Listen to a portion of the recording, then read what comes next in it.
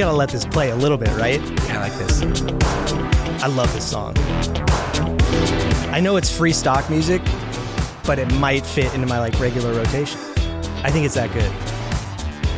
Yeah, this could either be like... I'd pay for this song. Yeah, this could be either like late 70s or like 2021, like electro disco. Right. Yeah, it's good. What are you listening to these days, Michelle? I'm listening to all the ideas and dreams of voters across our city. No music. No, in fact, I was thinking we are constantly putting out little videos about this or that policy and searching for nice background music. This is a good one. This is a good one. I can't commit. That's my problem. Like we find lots of stuff and we try to kind of use the free stuff and we say who sings it. By the way, you're a lawyer, Michelle, so you'll appreciate that in order to use this free stock song, I'm obligated to tell our listeners that it's called Bus Station. Ooh, I know. Interesting. I didn't realize there was a transit-related one. I try. It's not easy to find. You were excited about this one. I do. I just like it. It's a good song. It's by Kazoo. It says ex-lab rat. So okay. I don't know as a legacy of my being on this podcast, we will incorporate this into one of my campaign videos. I will send you the link, okay. And you'll have to credit Graffito and you'll have to credit the source. And Michelle, Drew slacked me last night because I know very little leading into this. He was like, I found an awesome song for this. So it did not disappoint, Drew. Yeah, that was really good. Jesse's music taste is questionable. And you remember Jesse. Yeah, we met years ago. All right. In the fog of just having had a baby. Both of us. Well, Yep. I didn't have a baby. Yes, being a new father and Michelle. And He's like, it was quick. I don't think she'll remember me. I was like, no, it was a lovely conversation. I remember. Yeah. See, Jesse, you're memorable. Thank you, Drew. Yeah. Thank you, Michelle. I feel very good about myself. Yeah. Thanks for being here. I know you're right now probably one of the busiest people that we've had on this podcast. There's some big names that have been on. Yeah, we've done okay. We've gotten some really good guests. We're honored to have you here. And before we get into just kind of good stuff about our business and our industry, I gotta know like what your daily life is like right now. Are you out for 12 hours a day? Are you at home at all? Like, what's it like? Well, we're still in a little bit of a transition between Zoom campaigning and kind of real world campaigning. So if I showed you my calendar right now, it is 5 colors. It is jam packed down to the 15-minute increment. But the reality is that, I probably have 4 or 5 meetings in person throughout the day right now. And then in between in the car is another meeting on Zoom. So we're squeezing every little bit of time. Are you able to take the Zoom calls at home or are you in an office? Yeah, okay. I have a little office set up at home. We, at one point throughout the pandemic, eventually had to install a little lock because my kids would just be, they're 3 and 6, yeah, you'd right? be You the can tell one them on 30 minutes and that has You'd be no the one meaning. on the news where the kid comes in halfway through. I've been that person multiple times. Okay. I had to put a lock on my door also. I know it. So the new challenge is that the office is in our house. That room is right on the street. And so I have to choose between street noise or it being 100 degrees inside. Ugh. And I imagine having a full day at home, I mean, even on the weekends, is that rare at this point? Yeah, it's usually 7 to 8 events out and about in the community. It's great. I love it. Well, the downside is we can't talk about any TV shows or movies, right? I doubt you've been catching up on Schitt's Creek or anything like that. I get totally sucked in when I choose a series and I will watch it through and through, so I can't. I feel like somebody in your position, potentially the mayor of Boston, has to know a little bit about pop culture. Like, what do you do if you're campaigning and you can't keep up with this stuff? I, in general, grew up sort of under a rock, right? Like I'm the daughter of immigrants. My parents didn't speak English for a good part of my life. I wasn't allowed to watch TV growing up, right? I watched all of Friends in college, freshman year, the entire thing from start to finish, all day, every day. And I try my best, but most of it is I do more listening than talking. And I imagine campaign trail means no vacation. No vacation. I mean, it is a vacation every day, right? I get to visit West Roxbury knocking on doors. I visit Mission Hill and... So you're traveling. She's traveling local, Jessie. She's considering that vacation, which I love. But you gotta love it, right? Anything that is worth doing is so much work, really. I'm basically trying to figure out how much of a pain point it is for you to be here now with Jessie and I. This is a delight. Okay, We're in an air-conditioned room. I am not... I don't have lists in my hand. I mean... I know what I signed up for, right? I've been on the city council for 8 years now. I've been through 4 election cycles, and Boston's amazing. It's amazing to be able to go and get to know every single community. And when you're running for office, there's an incredible, it's a responsibility. It's this intimacy that voters are willing to share with you. You get invited into people's living rooms to hear about their deepest fears and hopes and dreams and then try to do something about it. It's remarkable. Well, Jesse's going to get into some of his fears later, maybe. But we do want to also talk about some of those people you've spoken with. But before we do that, we do this thing. I should start some theme music or something at some point with the news, because it seems to be very add popular. another layer of... You're right. I don't want to find another song. Yeah, it's a lot for you. It's a lot for me. This is enough, you know? Wait, Drew, can I ask a question? I'm just curious. Of course. So, Michelle, when you go, how do you get around the city?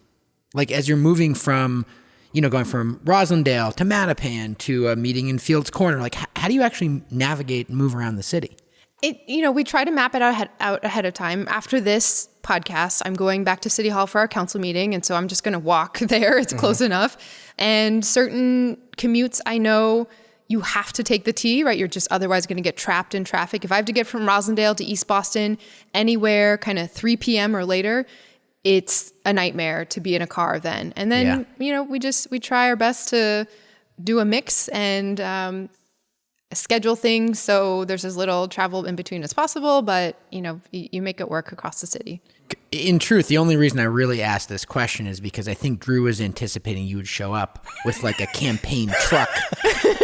With I know, with my face on the side of it. I think Drew was picturing Michelle Wu for mayor. There'd be this huge like tour bus like bands use. It would pull up in front of the office. You'd come out with like 5 people. Somebody with a bag, with all anything you need. We really toyed in the beginning of getting one of those bikes that have a huge sort of cargo thing in the front of it, so I could bike around with kids or I like that. materials or signs in it. And then we were on Zoom for the entire rest of the campaign. It's also 100 degrees outside. I mean, that wouldn't go well. I did anticipate an entourage, I will admit it. I was like, we'll sit them over there and we'll make sure they get heard, It's like, Drew, what are you talking about? Well, anyway, let's get to this news because we do have so much to talk about and not a ton of time. This article came out on June 3rd. This is a 2-parter. But the first part is from the Boston Globe, and the article said the headline is Nantucket roiled by debate over short-term rentals. Proposal rules limiting the use of Airbnb and similar platforms will be put to a vote on Saturday. So this was last week. So I'll get to part 2. But basically, it's a fierce debate pitting the dollars tourists bring in against a housing crunch that's squeezing all but the wealthiest of its residents. And I think the two sides of this argument, Jesse, is there's one side that's like, we need the tourists. They keep the businesses going. They're a majority of the population during certain seasons. Airbnb, this is just kind of how it is. We need these people to come in. Meanwhile, a lot of these permanent residents or homeowners have decided that yearly and annual leases aren't worth it anymore because they can rent by the day and by the week. So now people are not able to find housing on Martha's Vineyard or on Nantucket. And I like this article because I think it's indicative of what's going on all over the place. And I think I read that you had something to do with this in Boston, sort of campaigning against Airbnb. What was that experience? Yeah, this was a couple years ago. Same shape of the conversation where we learned that the density of kind of the multi-unit owned, almost 300 plus days a year Airbnb rentals, basically a de facto hotel use of Airbnb. We had 3 times the density of that in Boston compared to New York City. Wow. Right. So it was this mix again of Boston pre-pandemic being a city where huge demand for tourism, huge benefits from tourism, pretty limited hotel supply. And so that combination meant that there was an incentive for developers and for others who could find a property to lease out or buy the whole thing, kick out every single one of the tenants, and then run a de facto hotel through Airbnb in every single unit where a hotel wouldn't have been legal by zoning code. Right. And so there was a big push to do something about this at the city level, at the state level. We were told locally, do not do it. They'll sue you. They've been suing every other city. Let the state take care of it. But it was every other week a new story of a constituent who had been displaced. And so we ended up writing one of the most protective ordinances anywhere in the country, passing it despite tremendous pressure from Airbnb. They did sue us, but then Boston won in court and then set a national precedent so that every other city could regulate it this way, so that it'd be possible for Nantucket and other cities to do this. Well, So what happened in Nantucket? Nantucket votes to shoot down short-term rental rules. So I think so they're by a allowing 2-to-1 margin. Yeah, no change basically. Right. They're going to keep on rolling. And I think the organization ACK now acknowledges that maybe they could have done a better job introducing this. And I think they're going to try again next year and just try and find some sort of compromise or better solution. And it's not really an on or off switch, right? The thing about policy is that you should tailor it to the exact local situation, right? In Boston, we set rules where you had to be an owner occupant. And then if you were living in the building, there were a certain number of units that could be used as Airbnb throughout the year. But in other municipalities, it might look very different than that. It could be certain number of days a year. It could be much more open. And so I think it's all about what fits that particular city. In this particular community, tourism really, you can't avoid it. I mean, it's a big deal and it's a huge driver of their economy. So you can't just, obviously it wasn't to just cut it, but to limit it, could have huge impacts. You need to study that. And ideally it's not, again, we shouldn't be putting up false choices where it's either tourism or housing, right? We need more housing in general. And so there are many ways to relieve that situation in the short term and the long term. Right. Well, it's interesting also to hear you talk about the nuance of the policy, just the reference to if it's owner operated, right? Owner occupied or a certain number of days. But I think for lay people like us, when these issues and these articles come out in the Boston Globe or we're told about, should Boston allow Airbnb or not, we look at it as just a complete black and white issue, like yes or no. Exactly. And I think we forget how rational some of these policies are. And it isn't, in fact, a yes or no to your point. It's not that switch on or off. Well, so and also helpful. the implications are too big. Yeah. You need to really examine this stuff, and your counter argument has to show that it won't completely devastate a particular. That's right. And ideally it's one of multiple tools that are being deployed to address kind of the more holistic situation. Yeah.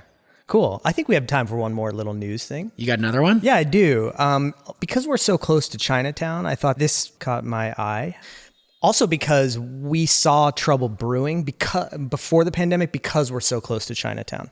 The businesses there were being hurt. I remember the mayor then and governor, everybody was trying to remind people it's safe to go to Chinatown, but it wasn't really working. Yeah, they experienced the trauma experienced by the Chinatown the local small business community in Chinatown. I think experienced even January, February. That's right. Yeah, totally. During one of usually the busiest time of year. That's Lunar New Year season. That's when most of the dollars come in for the neighborhood. Exactly. So this article also in the Boston Globe, lion dancers perform in Chinatown to chase away the coronavirus. And it talks about how in February of 2020, the lion dancers paraded through Chinatown, but the turnout wasn't really great. It was a real sign that things were not going very well. But on Saturday, I guess this was last Saturday, the beloved spectacle returned to the neighborhood to mark Chinatown hopes will be a more prosperous era now that COVID-19 has loosened its grip. Obviously, the lion dancers are an attempt to attract visitors, right? And to get people back down there. With everything going on, and in the article mentions anti-Asian hate and discrimination, and with the source of the virus supposedly and all the effects it has, this is obviously recovering from the coronavirus. The restaurants and the businesses there, it's a unique scenario and situation for this one neighborhood. What do we do? Is there anything we can offer these communities that's different from the others? They're already having trouble getting loans and money and things like that. So I would say that the pandemic really exacerbated the challenges that were present long before COVID-19. And in the case of Chinatown, there was an extra acceleration of issues around racism, xenophobia, and anti-Asian sentiments just in general, fueled by the racism of our former president and federal administration. And what we know is that businesses across Boston in general need support, right? We are seeing businesses also facing pressures that are displacing locally owned, sort of the mom and pop or immigrant owned businesses all across the city. We've always had an issue with liquor licenses, exacerbating inequities across Boston. And then in the case of Chinatown, and I would say Fields Corner, where we just designated officially Little Saigon through a cultural district designation, there are Asian American AAPI concentration of businesses that will continue to face anti-Asian racism, right? I've walked through the neighborhood a couple times, business owners getting people calling in, placing fake orders to taunt them just to mess things up. Yeah. And so I think the neighborhood, the community is still very anxious. We see it in the school numbers that as the families had a choice between sending their kids back 5 days a week or keeping them home, the Asian American community way disproportionately chose to keep young people at home. So there's a lot of work to do in picking up the pieces. Part of that is even acknowledging the problem. And the AAPI community has struggled with invisibility for a very, very long time. So just keeping it in the conversation helps, and then making sure the city of Boston is stepping up for small businesses in general. I think what we realized here in January and February of 2020 was that the issue facing Chinatown small businesses wasn't actually about coronavirus, to your point. It was just about racism. And I think our fear, and something we're talking a lot about, and you mentioned this, Michelle, as well, is the hard part is I think those businesses experience the pain the soonest, and it's going to last the longest. Yes, That's right. exactly. That's right. And they need support. And, that's something that we're glad to have you on to talk about it. And I think, I know I'm probably jumping the gun. Drew's going to get mad at me, but we've been really impressed here. I would say I personally have been super impressed going back to, the first time that we met. You seem to have been, from the very beginning of your political or public life, really focused on issues of small business development, breaking down barriers of entry. And, it seems like that has stayed with you as you're now campaigning for mayor. Yeah, I lived it. And I know it makes a difference for businesses when they're actually seen and part of the conversation with policymakers. When we first started to realize that the pandemic was having an impact even before COVID-19 was spreading in the United States, that first series of I hosted a dim sum brunch with 400 people in Chinatown. Thanks for the invite. And really good. Watch my Twitter. Okay, at all right. Boom, she got you. Oh, man. Toast. It made a big difference. There were people in the neighborhood for the entire weekend and the weekends after that until the shutdown, unfortunately.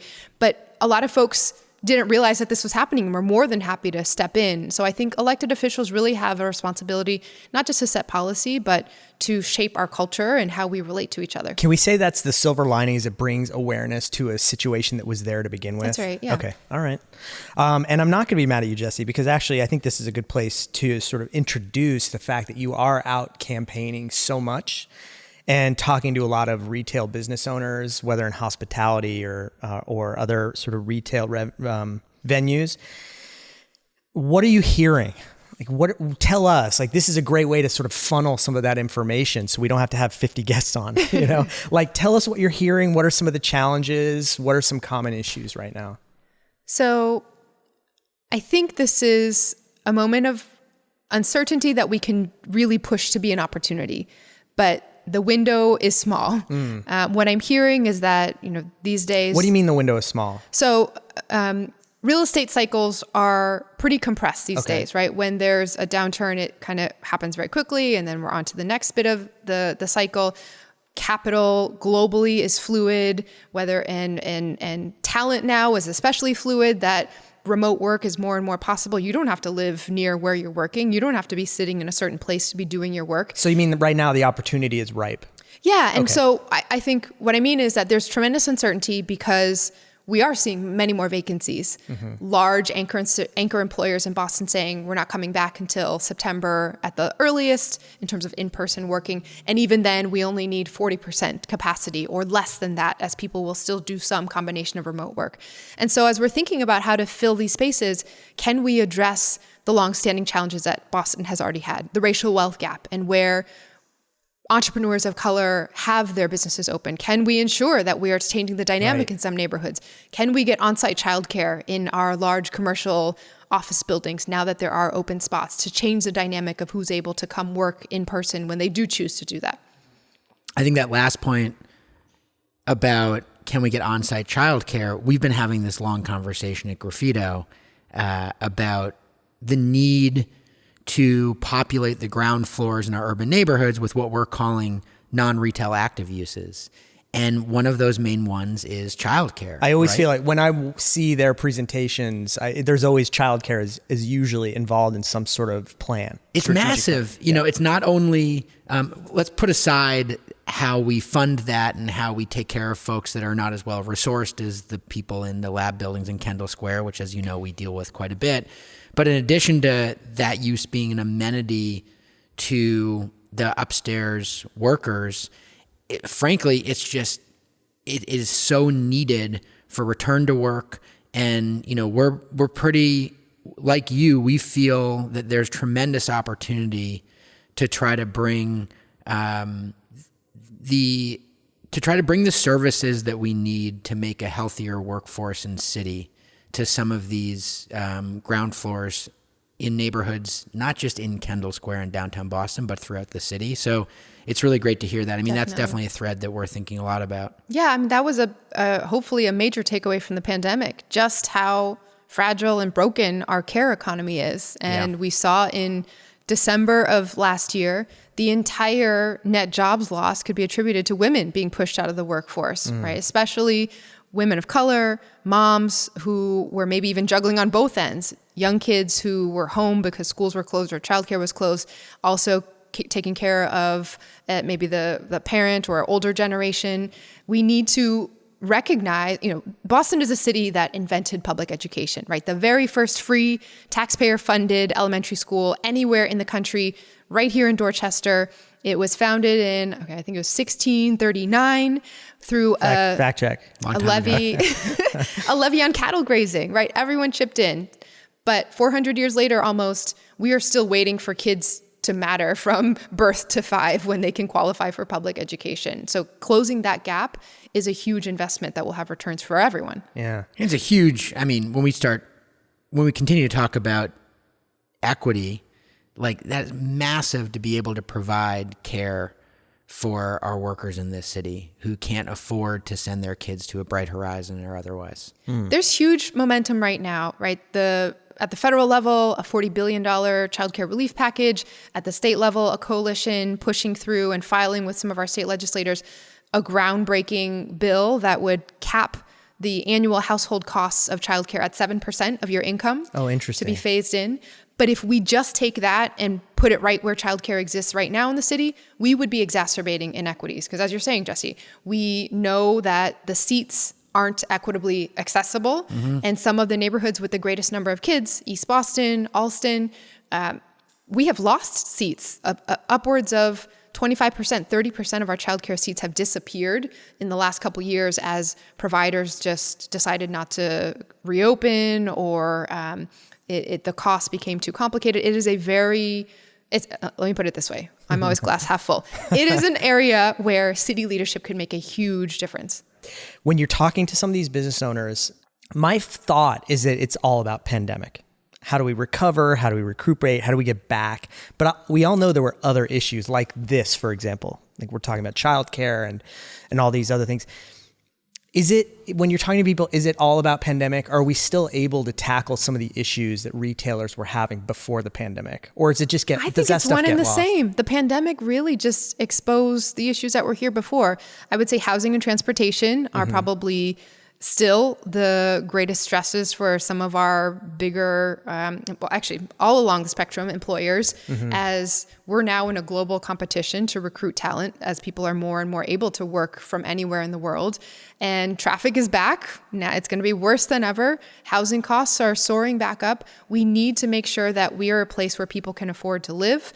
And then the other piece is, you know, it's time to tell a story of Boston that truly includes everyone, right? Our national reputation, which is still very much about the legacy of Boston not having addressed racism and structural racism in our city, that has an impact. And so the next mayor of Boston needs to be able to convene everyone in telling a story of why people can't miss out on our city, why they should choose to come here, even though you could live anywhere and you don't need to be in person in cities anymore. It's very much about the restaurant scene, arts and culture, what makes our community and our city special. And we lost a lot of those people during the pandemic because they had to go where they could to work. Yep. And that's something I learned from Jody Adams, who was on, just that people were like, hey, I got to work. So we just lost a lot of people. And I don't think a lot of people realize that.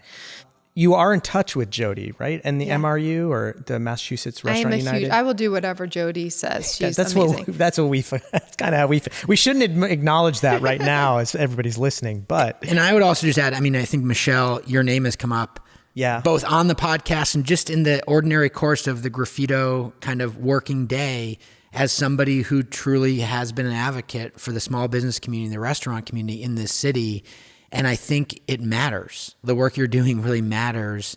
And, you know, MRU and beyond, I just want to convey that because, you know, it's one of the reasons we wanted to have you on. Well, this is the reason why I got into government in the first place. I'm actually quite introverted as a person. I'm the daughter of immigrants and never saw anyone who looked like me in politics. But when my mom began to struggle with very serious mental illness, and I was raising my sisters, one initiative that my family was embarking on was trying to open a small family restaurant. And it was incredibly painful to have put so much energy into designing the concept and the menu and the exact shade of paint on the walls that would create the best atmosphere, only to have the whole thing being taken over by how hard the permitting process was, unnecessarily bureaucratic and difficult. And so when I first got into government in Boston, it was working for Mayor Menino, trying to streamline Boston's restaurant permitting system, getting food trucks into the city, unraveling the old prohibitions on quote unquote hawking and peddling downtown that had prohibited food trucks, and introducing this new industry to Boston. So the restaurant business is obviously near and dear to your heart based on that experience. Did it open finally? Yeah. So this was in Chicago, where my family had been. And, you know, it was at a period in my life when everything was very chaotic with the trauma happening at home. And the idea was, you know, we would get this up and running. My mom had always talked about, she had always sort of joked about wanting to retire from being a stay-at-home mom one day and do what she wanted to do, which was to have a job and open up a little tea house. Tea was really important to her. And so when her mental illness first started, I kind of naively thought, well, if I just get this business up and running, I'll pass it back to her, go back to my life in Boston. Just open up a tea house, easy, right? And so I fought to do that for her, for my family, for the community. And we eventually did open up. It was amazing. Once it got open, once we got through all those hoops, we had loose leaf tea and open mic nights and poetry readings. And it was beautiful. But my mom didn't get better. She didn't, you know, snap out of her mental illness. And so we ended up selling that. I brought the whole family back to Boston with me, and everyone's been here ever since. Wow. Yeah. You mentioned not seeing a lot of Asian politicians, I guess, or people in your position and other positions. You're the first Asian American woman to serve on the Boston City Council, right? That's right. And the second Asian American, period, right? The only other Asian American was Sam Yoon. I read that and I was like, wow, how is that possible? And to hear you say, I grew up when I didn't see this stuff, and then to actually fill that seat. Yeah, there's a big gap. And, you know, I've learned through the course of this that there has not been an Asian American woman mayor of any large city in this country before, ever, right? We're lucky in Massachusetts. We have the example of Lisa Wong, who was mayor of Fitchburg, broke a huge barrier locally. But really east of California, there haven't been very many examples at all. Really quickly before we move on and shift gears a little bit, going back to the restaurants, what do they need right now? What are you hearing from them? They need the city to move from a culture of no to a culture of yes, right? Right now, the burden is very much on every new entrepreneur or even an existing entrepreneur who wants to grow their business to prove and kind of climb over this and that obstacle to do it, right? Whether it's outdoor seating or the burden's always on the operator. Exactly. Yeah. And so I think even just simplifying the process, having more of a customer service oriented view of how can we help you make it work, recognizing the value, the centrality of restaurants and our arts and culture scene to every other part of our economy. Is that possible given how cities work? It's not cities in general, I would say. I mean, of course, we need to make sure that people are safe in buildings that we're making open to the public. Of course, the food has to be sanitary and healthy, and there needs to be the baseline of just guaranteeing that. But it took a pandemic and many months into that to even start to allow outdoor seating, right? This should have been a given from the beginning, and we should keep it. Yeah. Yeah, and also liquor license rulings and takeout liquor and things like that. Michelle's touching on something that we talk a lot about here, which is this culture of no, which is really more about the assumption that the operator, the retailer, the restaurant is not going to do right by its community, is not going to take care of its physical space or the public realm, as opposed to the culture of, yes, let's figure this out and let's make sure there are certain guardrails to protect others in and around, for example, this restaurant. And I actually think you're right. I don't think the culture of no from a regulatory and licensing perspective is generally something that every city struggles with. I would say that there's another dimension to that as well. It's really not just about the intention or attitudes of folks working within the system. It's that Boston is such a historic city that our regulations have been layered on century after century after century, right? We still ask restaurants to get what's called the common victualer's license, right? There's still technically a license to sell milk and eggs and to have a TV in your restaurant that were all just layered in over the growth of our city. And Boston in general has a philosophy where if you set the bar, I'm trying to think of what the right height metaphor is. If you make it very, very difficult for people to do anything without asking, then you have as many opportunities as possible to get something out of the transaction on the public side, right? And now I'm shifting into development and our development approvals process. When we have a zoning code that hasn't been updated in a citywide comprehensive way since 1965, every single new construction project has to get a combination of exceptions to that code. That means there's a protracted, years-long negotiation process, parcel by parcel by parcel. And I think from the civic side, the most generous reading is that, well, this will maximize the amount of civic benefit we can get, because then we can force them to contribute to fixing this street or donating to Little League or this or that, as opposed to saying, let's just set the rules where they should be, right? Higher affordability requirements, guarantee of climate resiliency, transportation, infrastructure investments, but then let people go through have a streamlined experience, set the rule, have real planning, update the zoning code, and then take away the chance for everyone to get drawn into a very unpredictable and political process. Yeah. And overly subjective at times. Completely subjective. It's hard to be creative and to be an innovator in a city if you have to keep asking for things. Well, the other thing it does is it perpetuates inequities because, you need to have a certain lawyer. You need to have a certain team. You need to have the connections. Because it's a fight. And it's complicated. Yeah. And you need somebody who knows how to navigate the bureaucracy of it. And guess what? The majority of the folks that know how to navigate have been around and been in power for a generation or more. And guess who they are? It's white men. Fair? Exactly. One other remark, Drew, which I think is a thread through all of what we're hearing from Michelle, is... you mentioned earlier that we diverted when we were off topic, but like in the MRU's work, and as we think about development and city building and entrepreneurship, like all these issues are so interrelated. Mm-hmm. And in fact, what we're hearing, and Michelle, I'm sure you're hearing this when you're out and about, is the number one issue facing small businesses and restaurants right now is staffing. And staffing is linked back to affordability. Mm-hmm. And like all of these issues come together and we get to experience it kind of in our work in development and retail. So that's the Nantucket article. Yeah. Basically, it's like, hey, look, our employees can't afford to live here. Yeah. They're usually college kids or they're high school kids. And so we have no staff. So what's the point of tourism if we can't be open because we have no staff? Yeah. And it's this endless cycle. How are we going to have world-class public art and world-class restaurants and institutions without people, without makers and artists and chefs? It's not going to happen. Right. Because of the work we do at Graffito, we know that the city of Boston owns a ton of real estate. We know the city owns a lot of real estate, and still many of us, myself included, are like surprised. I wouldn't say on a weekly or daily basis, but like every month or so you hear about another parcel of land and you're like, I wonder who owns it. Oh, the city owns it. So yeah, the city owns a lot of real estate. And they own a lot of real estate in areas that I think are prime for development as well. Well, this question is for both of you then.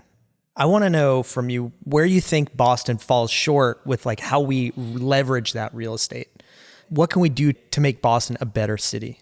I think, it very much connects to what we've been talking about, which is that everyone's lives in our city are multidimensional and connected, very intersectional when it comes to all the issues. And often how we think about real estate, and particularly publicly owned parcels, is what dollar amount can we get out of the transaction to then sort of plug into our city budget, as opposed to saying, how do we have a planning process that really encapsulates all of the factors that people need to have in order to thrive in their communities? How do we make sure that this is facilitating affordability with more housing? How do we make sure that this is connecting people with transportation access, or plugging back into having our school seats in the right places to match where the demand is across the city, or food access, climate resiliency? And so in the very recent past, we have seen a lot of city parcels go to the highest bidder. And that most often results in luxury condos or commercial buildings being built. And, of course, it's a trade-off, right? Though there's a chunk of funds that comes to then go into city services, and it's a very objective way of making a decision, but it's not bringing people into the conversation. And we're missing out on the opportunity for civic engagement and empowerment in terms of people having a way to shape the communities around them. And so I would say we need more affordability. We have parcels, both parcels that are available for sort of redevelopment from scratch, whether it's Woodette Circle or swaths of land in smaller bits that exist in different parts of the city. Or we have existing libraries, community centers, parking lots that could have affordable housing created on top for our residents. Is it a business decision then in the end? I think it is more about the scale of our planning, right? In the short term, it is easiest, and maybe financially, sort of looking at the balance sheet, the quickest way to do things is to make sure we have that funding right away. It takes longer to go through a planning process. It's more complicated to engage residents on really envisioning what we need to see here. And it's impossible to make everyone happy in that conversation. But we need to be building trust with every single policy and decision the city is making. And public land is priceless. Yeah. This is an opportunity to really focus on the public good. We cannot let those opportunities keep slipping through our fingers. Drew, it sounds like the city needs one of our evaluation matrices. We have so many matrix. But is matrix? I just said matrices. Did I say it right? Yeah, that was pretty good. Sounds like a medieval person that takes care of a weird, house. Right? Yeah. Oh, tell the matrices to come But here. evaluation matrices not only is inaccurate, but that also sounds wrong. So matrices. It's okay. We get what you're saying. Anyways, what I was saying, and Michelle, you might find this interesting. So we've been, and this drives exactly the point you're making, with our developer clients, the default for a really long time in terms of what they put in the ground floor of their developments, the number one evaluation metric was revenue, rent, right?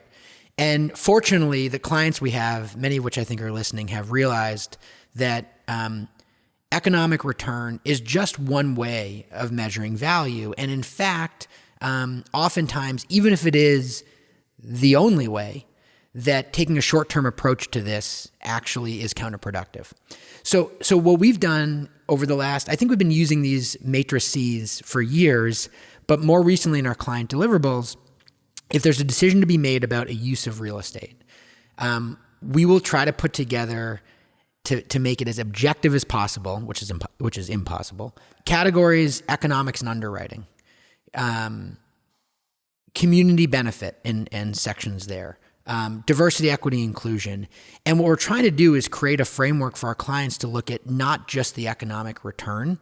And we've always talked about it in our work, but just putting it there on a piece of paper and saying, hey, let's evaluate these options in these three different buckets. And you may decide to weight it differently once we're out of here, but it holds them accountable to certain objectives that are non-economic and really important to city building. So yeah, I think the city could use a good kind Graffito of creating a framework for placemaking. 100%. And exactly. it shows you how you can provide value in other ways to your business, other than just rent.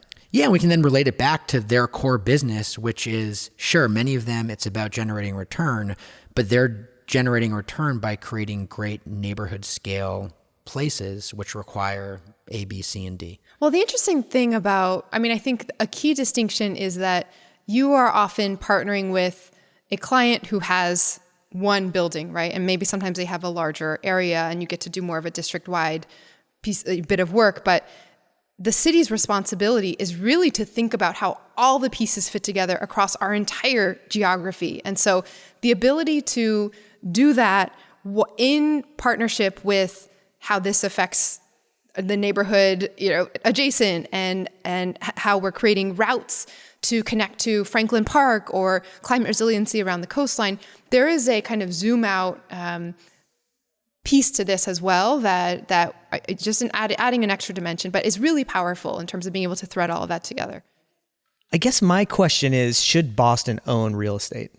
I mean, the city's going to own real estate no matter what. The question is, should they be operating real estate? Yes. Is that what you're saying? Yes. Like acting as a landlord. I mean, it sounds like from what Michelle's saying, there's so many conflicts. But they may do a better job than a private developer.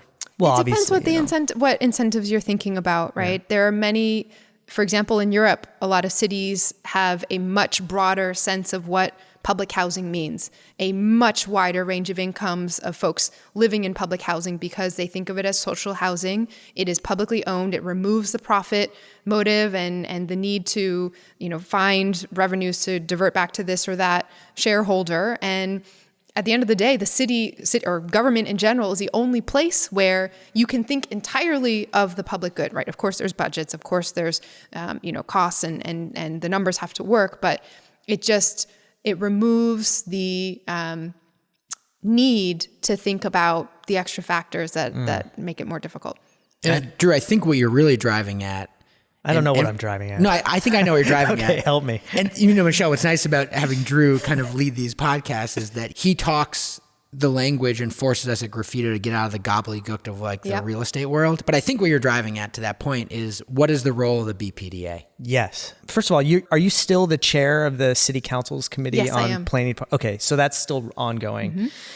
And is that kind of the connection to the BPDA for you? And by the way, BPDA is Boston Planning and Development Agency. Is that your connection to that agency through that work? I mean, I think formally that agency falls under this committee's oversight. Okay. But what I would say is that having represented the entire city as an at-large councilor for 8 years, I truly believe that one of the greatest drivers of inequities across Boston, racial inequities, economic injustices, is this myopic way that we run our development process.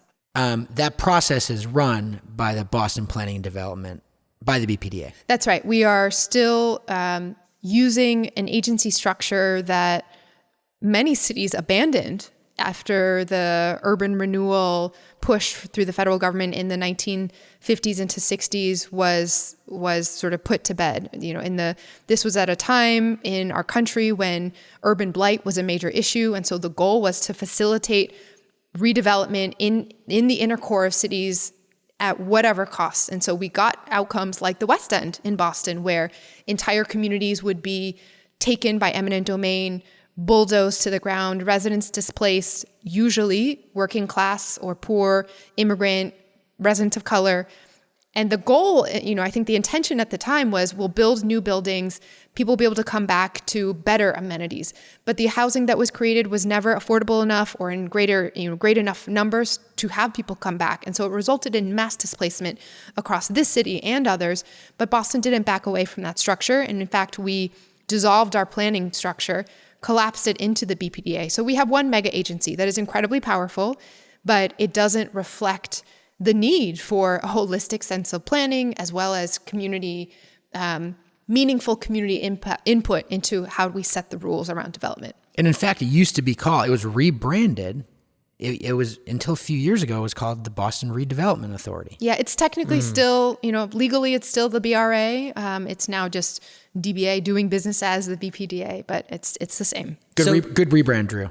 I wasn't on that project. Yeah. I'm not sure I could have been. I still don't understand what the hell's going on with it. But you think it should just be dismantled or we need a different reconfigured? structure. Right. Okay. Right now, when planning and development are collapsed into the same agency, and when our zoning code is as obsolete as it is, it ends up that development subsumes everything else. And the de facto place where planning is happening is when developers say, well, how do I make this better? And the private sector is driving it parcel by parcel. Or the zoning board of appeals, as they're making decisions in a one-off way, are essentially setting the rules in Boston. So does that start with a new organization, or do you just break it apart? Yeah, I think we need a separate planning agency that is accountable to the city and city government and the council, just like every other department is. That means investing resources in actually doing a master planning process citywide. I know we have some good examples locally. Somerville has done this in just recent years. And then updating our zoning code and getting to the point where that is accurate, it reflects the needs in community, and we have a much more streamlined process for development to happen. Jesse, would that make business for us easier if it was sort of worked out that way? I don't know. That's a good question. I mean, for us, I think an updated zoning code and a new paradigm for thinking about neighborhood scale and city scale development, I don't know if it would make our work easier. I think it would allow us to intersect with more rational and up-to-date planning that makes the projects we work on better. Are you in touch with people that are working in the BPDA, whether they can be vocal about it or not? Are they interested in your ideas, or are they threatened by them? So I think there's sometimes confusion about what this means, right? I've had folks who are doing amazing work as planners in the BPDA come to me very upset saying, I can't believe you're trying to fire all of us, this and that. And the idea is we're not sort of lighting a match and it's not on off. The same it's exactly the same issue. Yeah. Exactly. Well, you use the term abolish, and for me, that's almost like defund, right? We've heard that word a lot, and we're obviously not just yanking money away from something. So maybe it's the language. I don't know. Yeah, it's, politics these days, I think, given social media, given the sound bites and 30 seconds you're scrolling through and going on to the next thing, it's just a split second reaction, right? So I'm talking about an agency overhaul that would fundamentally change the structure of how we run our development process in Boston. There is a 60 to 70 page report available for folks who want to understand what that means. I read the first few pages. Did you really? Very proud of myself. Wow. You couldn't tell from this conversation, but I did actually. Yeah. So you read like 4% of it. Yeah, it's long. That's probably why we can't tell, Michelle. I was like, it's a few pages, but it hadn't loaded yet. I was like, there's more. Question for you, Michelle. I think because we live in this world of black and white, and this is not a black and white issue, I think what's interesting is that you are talking, and tell me if this is an accurate statement, you're actually talking about more and smarter planning. You're not saying let's get rid of urban planning and urban design. You're saying actually let's do it exactly right. Let's do more of it in a better, more efficient, more equitable way. That actually gets codified into the rules. Exactly. As opposed to what we see at Graffito and our clients would acknowledge is a much more reactive way of planning around when projects are proposed and they're dealt with on a case by case. Okay. Yeah. I got it. No, that's exactly right. And I think, I've had conversations across the board with developers, with residents. It would be wonderful for our city to be at the point where the zoning code is updated and people feel comfortable, because residents don't want to mobilize every other night of the week to go weigh in on to the project. And that's the only way that they can have any input into their neighborhoods either. But I think there's a lot of fear about how do we get from point A to point B, right? And what does that transition truly look like? How do we make such a major overhaul to this system that is so entrenched in Boston while keeping some semblance of predictability along the way? So I think that's where most of the concern is coming from. Again, there are very smart people who have thought a lot about this. We can break the city up into different regions and plan region by region on different timescales with different focuses. Matrixes. Focus I like it. I like it. So anyway, it's the idea is we need to do this in a way that gets us out of this sort of symbiotic status quo that we are in now. We can do what feels impossible. It is within our grasp. Yeah, and it's not a people thing; it's a system thing. That's right. Yeah. This is part of the show when we say we're out of time, but we talk for another 15 minutes. But we are sort of running low. Are we actually out of time? Yeah, we are. Michelle's got to walk back to City Hall. What do you have going on for the rest of the It's day? hot. Yeah, it's What's hot. next? We have our official city council meeting every Wednesday at noon. And then I think there's only one candidate forum tonight. We've had upwards of 2 to 3 a night on some nights. A couple meetings throughout the day. And I'll probably try to squeeze in some door knocking today. Where too. do you, if you need to Just squeeze it in. where do you live? Outside of the city? I'm in Rosendale. Rosendale. If you're in the city and you need a place to like hang out and just do some work, where will you go? Do you have an office or? A campaign office, you mean? Yeah, or just somewhere to go just work. Well, we have our office in City Hall. Okay. I can't yeah, do okay. campaign stuff there. That's city council Yeah, work. right. And then there's coffee shops are open. So you're just hitting Yeah, up. I have God, my a spots in campaign different bus would neighborhoods. be good. That's what I'm getting at. Yeah, I know where you're going. I'm thinking of maybe we should raise some funds because It would have look, to be electric. because next time you're on, it would be awesome to see that right outside. You could get an electric. Yeah, it's interesting. Electric campaign the- bus. They've got to exist. I mean, Yeah. Yeah. I just got an electric car. I love it. Yeah, we have it's great. Not having to My next car, pump gas. it's probably going to be one, just because it's the trend. We need better infrastructure. We need better charging infrastructure Yeah. all across the city. That's true. I was super upset. I drove we have a Chevy Bolt. We've talked about this in the podcast before. Super happy with it. She knows. She's a regular listener. Still, yeah. We have a Chevy Bolt too. Yes. Oh wow. Midwest. Anyways, Trump's Chevy Bolt. Anyways, I'm just saying. I drove it in because it's been really great to charge it in these parking lots. It's really cheap parking right now in downtown Boston. on Yeah, these I apps. found an app, and it's really remarkable how cheaply you can all day. Because people aren't in the office, Yeah, right? they're desperate. So, anyways, I couldn't charge my car at the garage. I was very upset today because normally I'll bike in. Why not? I drove by. All the spots were open in the lot. Yeah, but that garage you park at was more expensive today. By $1, How much did you pay for the day? $10. Really? Yes, Why don't you all $10.99. take the T? South Station's right here. Well, I live up north, 3 blocks from a commuter rail. It's a really good question, Michelle posed. 3 blocks from a commuter Can we rail. edit that question out, Drew? No, to me, it's just convenience of timing. Yeah, just the having to be. schedules aren't. Yeah, it's just yeah. unfortunately the other thing I don't like the commuter rail, especially on a work day when I used to be in the office, was I felt like I was cutting things short to make the train. And when you're being creative or you're in a process or you're in a meeting, the worst thing is like having to check the time to make sure you don't miss a train, which you're running to. I mean, Because so it comes for me, once an hour, and that's the problem. To Melrose, it was Yeah. once an hour as of 4 or 5 p.m. So. And I think, Drew, in normal times, you were the only ones. You were the only one driving, right? Of the Graffito Well, I team? don't think that's true because I think Dave and Angela needed their vehicle to run around and meet people. But Yeah, maybe well, we not. were all probably using Ubers, I'm not which trying to is even shame worse. everyone, but No, taking the T is I the most deserve it. environmentally friendly option. No, this podcast is actually about shaming Drew and I at times. Our podcast equipment's run on fuel, on gasoline. Well, we're plugged into the wall, so yeah. It was really great having you. Thank you so much. I know how busy it is, so thank you for visiting our office. This is great. Yeah, cool. And This was you great. Come back if you want. Open Yeah, invitation. Once you're on, I'll come work here if I need a spot to work. Actually, That would make us so happy. We've been sitting here. I mean, this is the most activity It would we've make had in the Jesse office. happy because he's paying for this place. So if it can get used, that would be great. Yeah, pick a desk. Yeah, any of these. The creative team's kind of back It's there. nice in here. Nice open layout and some phone booths over here. And now, if on a Michelle- whim, we can turn on the equipment and just record. Yeah. And you like that table, right? I love this table. It's natural wood and Should we beautiful. officially call that Michelle's desk? Sure. Anytime you right want to here. come Yeah, back. I'll work right here. Yeah, great. Thank you so much. It's been a We'll pleasure. see you soon. Thank you both. All right, bye. Thanks, Michelle.